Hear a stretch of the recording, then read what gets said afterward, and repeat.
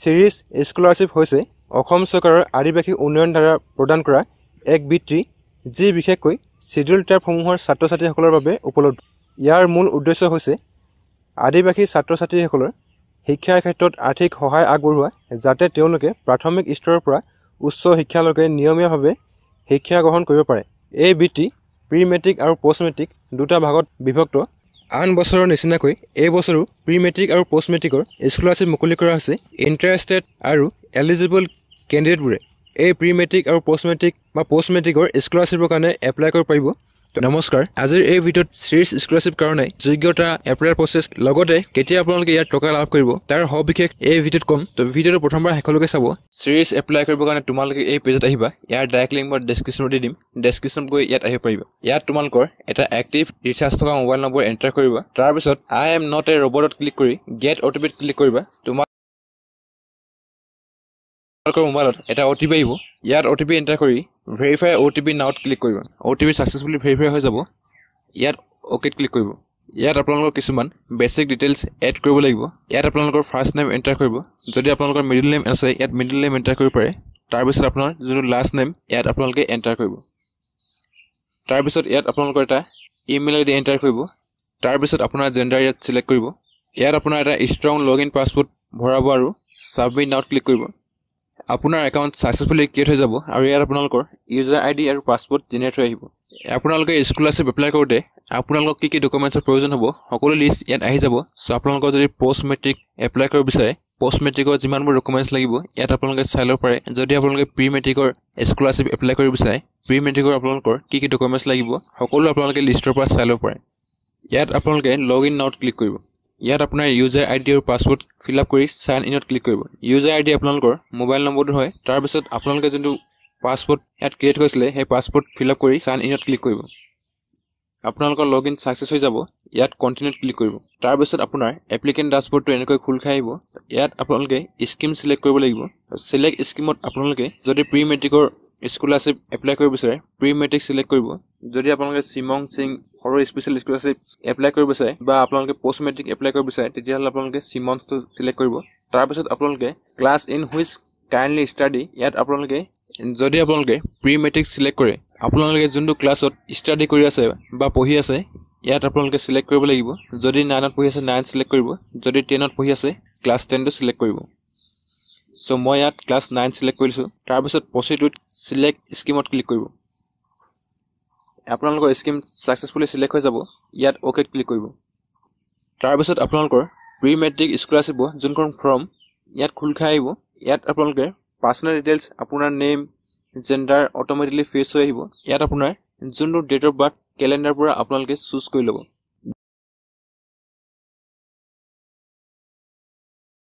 Date of birth choose কৰাৰ পিছত যদি আপোনাৰ আধাৰ কাৰ্ড আছে ইয়াত আপোনাৰ আধাৰ নম্বৰ এণ্টাৰ কৰিব। ইয়াত আপোনাৰ ফাদাৰ্ছ বা গাৰ্জেন্স নেম এণ্টাৰ কৰিব লাগিব। চ' আপোনাৰ ফাদাৰ্ছৰ নেমটো ইয়াত এণ্টাৰ কৰিব। ৰিলেশ্যনশ্বিপত আপোনালোকে ফাদাৰ্ছ ছিলেক্ট কৰিব। যদি আপোনালোকে মাদাৰ্ছ নেম ভৰাই ইয়াত মাদাৰ্ছ ছিলেক্ট কৰিব। ফেমিলি ইনকাম আণ্ডাৰটেকিঙত আপোনালোকে য়েছ ছিলেক্ট কৰিব লাগিব। যদি আপোনালোকে ন' ছিলেক্ট কৰে আপোনাৰ ফৰ্ম ছাবমিট কৰিব নোৱাৰিব। চ' ইয়াতে আপোনালোকে য়েছ ছিলেক্ট কৰিব। তাৰপিছত আপোনাৰ এড্ৰেছ ডিটেইল ছেকশ্যনটো ফিল আপ কৰিব লাগিব। ইয়াত আপোনাৰ যোনখন ডিষ্ট্ৰিক্ট লিষ্টৰ পৰা আপোনালোকে ছিলেক্ট কৰি ল'ব। তাৰপিছত আপোনালোকৰ এছেম্বলি কনষ্টিটুৱেঞ্চি ছিলেক্ট কৰিব লাগিব। চ' লিষ্টৰ পৰা আপোনালোকৰ যোনটো কনষ্টিটুৱেঞ্চি হয় ইয়াত আপোনালোকে ছিলেক্ট কৰি ল'ব। তাৰপিছত আপোনাৰ ছাব ডিভিজন ছিলেক্ট কৰিব। ছাব ডিভিজন ছিলেক্ট কৰাৰ পিছত গাঁও পঞ্চায়ত বা GP আপোনালোকে এই লিষ্টৰ পৰা ছিলেক্ট কৰি ল'ব। বা যদি আপোনালোকে VCDC হয় তেতিয়াহ'লে আপোনালোকে VCDC ছিলেক্ট কৰি ল'ব। তাৰপিছত আপোনালোকৰ যোনটো টি গাৰ্ডেন বা লাইন আপোনালোকে ইয়াত ছিলেক্ট কৰিব লাগিব। চ' আপোনালোকৰ লাইনটো বা টি গাৰ্ডেন লিষ্টত আহি যাব আৰু লিষ্টৰ পৰা আপোনালোকে ছিলেক্ট কৰি ল'ব।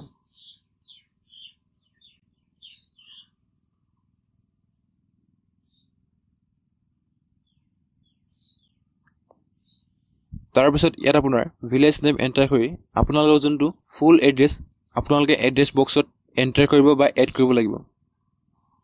যদি আপোনালোকৰ লেণ্ডমাৰ্ক আছে ইয়াতে আপোনালোকে লেণ্ডমাৰ্ক ভৰাই দিব পাৰে। তাৰপিছত ইয়াত আপোনাৰ পোষ্ট অফিচ আৰু আপোনাৰ এৰিয়াৰ পিন কোড এণ্টাৰ কৰিব। আদাৰ ডিটেইলছত কাষ্ট চাৰ্টিফিকেট হোল্ডাৰত আপোনালোকে য়েছ কৰিব। যদি আপোনালোকৰ কাষ্ট সাৰ্টিফিকেট নাই তেতিয়াহ'লে আপোনালোকে এই যি টি গাৰ্ডেনৰ স্কলাৰশ্বিপ তাৰ কাৰণে এপ্লাই কৰিব নোৱাৰিব। Name and address of school for ষ্টাডিঙত আপোনালোকে যিখন স্কুলত বৰ্তমান পঢ়ি আছে সেই স্কুলৰ নামটো আপোনালোকে এণ্টাৰ কৰিব। Class in which currently studying ইয়াত আপোনালোকৰ অট'মেটিকলি ফেচ হৈ আহিব। তাৰপিছত marks obtained during the last scholastic year ইয়াত আপোনালোকৰ লাষ্ট ক্লাছ 8ত যিমান আপোনালোকে মাৰ্কছ অবটেইন কৰিছিলে বা পাইছিলে ইয়াত আপোনালোকে এণ্টাৰ কৰিব। তাৰপিছত total marks in previous class এক্সামত আপোনালোকে ক্লাছ 8ত টোটেল আপোনালোকৰ যিমান মাৰ্কছ আছিলে ইয়াতে এণ্টাৰ কৰিব। তাৰপিছত আপোনালোকৰ পাৰ্চেণ্টেজটো এণ্টাৰ কৰিব। প্ৰমোটেড ফ্ৰম প্ৰিভিয়াছ ক্লাছত আপোনালোকে য়েছ চিলেক্ট কৰিব। চাৰ্টিফিকেট ফ্ৰম হেডমাষ্টাৰ এটেষ্টেড ইয়াত আপোনালোকে য়েছ চিলেক্ট কৰিব। Whether received financial assistance under this scheme during the last ইয়াৰত আপোনালোকে ইয়াত য়েছ বা ন' চিলেক্ট কৰিব পাৰে। তাৰপিছত আপোনালোকৰ যোনটো বেংক ডিটেইলছ ইয়াত এড কৰিব লাগিব। ইয়াত আপোনাৰ বেংক একাউণ্ট নম্বৰ এণ্টাৰ কৰিব। তাৰপিছত আপোনালোকৰ account holder name automatically fetch হৈ আহিব। তাৰপিছত আপোনালোকৰ যোনটো বেংক লিষ্টৰ পৰা আপোনালোকে চুজ কৰি ল'ব।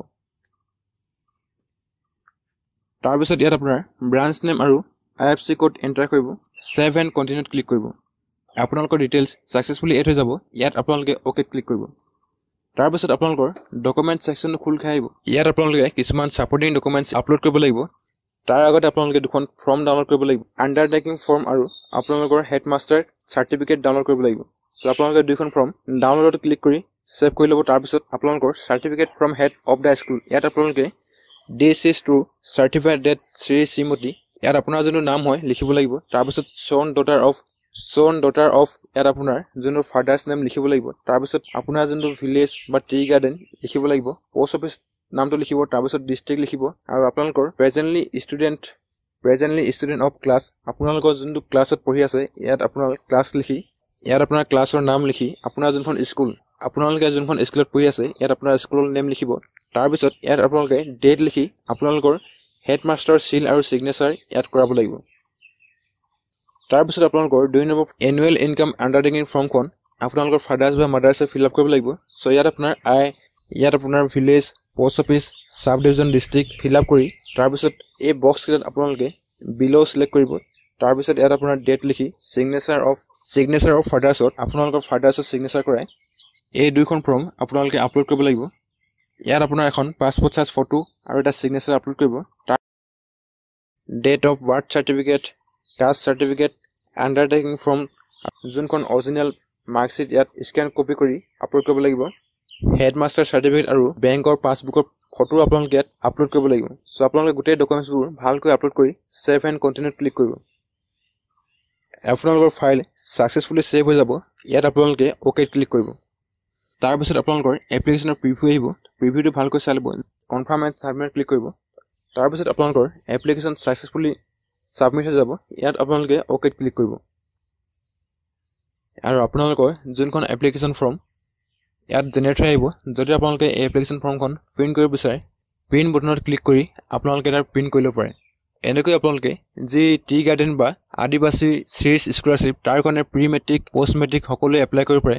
আশা কৰোঁ ভিডিঅ'টো আপোনালোকৰ কাৰণে হেল্পফুল হ'ব। যদি আপোনালোকে আমাৰ চেনেলত নতুনকৈ আহিছে চেনেলটো ছাবস্ক্ৰাইব কৰি বেল আইকনটো প্ৰেছ কৰি ল'ব যাতে আহিবলগীয়া গুৰুত্বপূৰ্ণ ভিডিঅ'ৰ নটিফিকেশ্যনসমূহ আপোনালোকে মিছ নকৰে।